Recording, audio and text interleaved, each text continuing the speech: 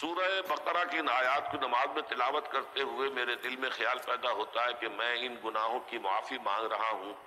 جو بھول کر یا چوک کر ہو گئے، لیکن جو گناہ میں نے پورے شعور سے کیے اور اب بھی گزرتا ہوں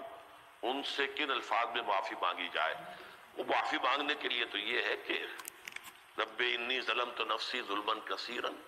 جیسے حضرت آدم سے خطا ہوئی تھی اور حضرت حوا اور آدم نے دعا مانگی تھی ربنا ظلمنا انفسنا وان لم تغفر لنا وترحمنا لنکونن من الخاسرین، وہ دعائیں بھی قرآن مجید میں موجود ہیں۔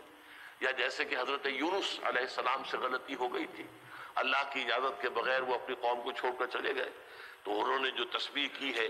جو ہمارے ہاں جس کی تسبیح بھی کی جاتی ہے اور اس کا آیت کریمہ کا جو ہے ورد کیا جاتا ہے، بلکہ وہ بھی اصل میں قلب کی گہرائیوں اور شعور کے ساتھ جو اگر ادا کی جائے تو بہت لا الہ الا انت سبحانک انی کنت من الظالمین، تو یہ جو ہے استغفر اللہ ربی من کل ذنب واتوب الیہ، یہ بھی ہے تو مختلف ہے اس کے لیے کہ جو قرآن مجید میں بھی آئی ہے اور احادیث میں بھی ہے۔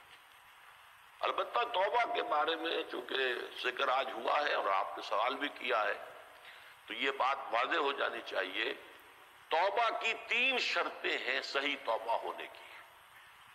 اور یہ 3 شرطیں ہیں حقوق اللہ میں جو گناہ ہوا ہے اس کے ضمن میں۔ حقوق العباد میں ہوا ہے تو 4تھی شرط اور ہے۔ وہ 3 شرطیں کیا ہیں؟ گناہ پر حقیقی پشیمانی ہو، دل میں شرمندگی ہو،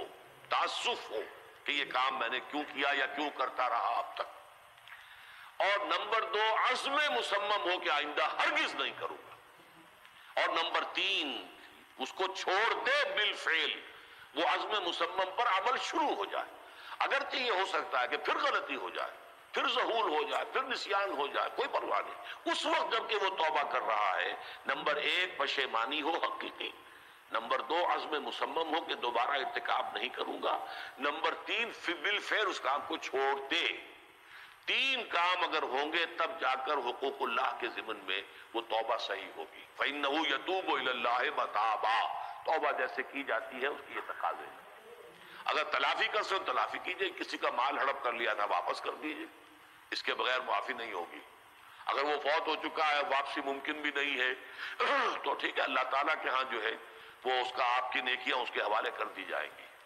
یا یہ کہ اگر زندہ ہے آپ نہیں بھی دے سکتے اس کا مال، یا آپ نے جا کے کہا بھائی میں نے آپ پر تہمت لگائی تھی، میں آج معافی چاہتا ہوں، خدا کے لیے مجھے معاف کر دیں۔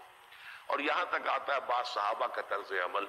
کہ ایک صاحب اپنے اسی طریقے سے ساتھی سے معافی مانگ رہے تھے،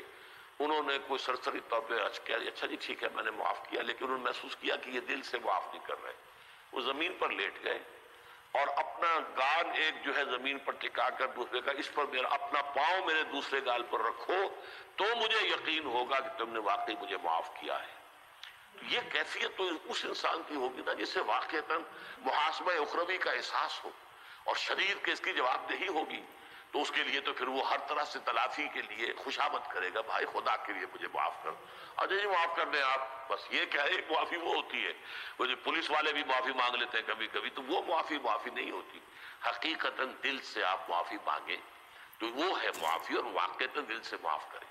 تو یہ ہے 4تھی شرط ہے کہ جو حقوق العباد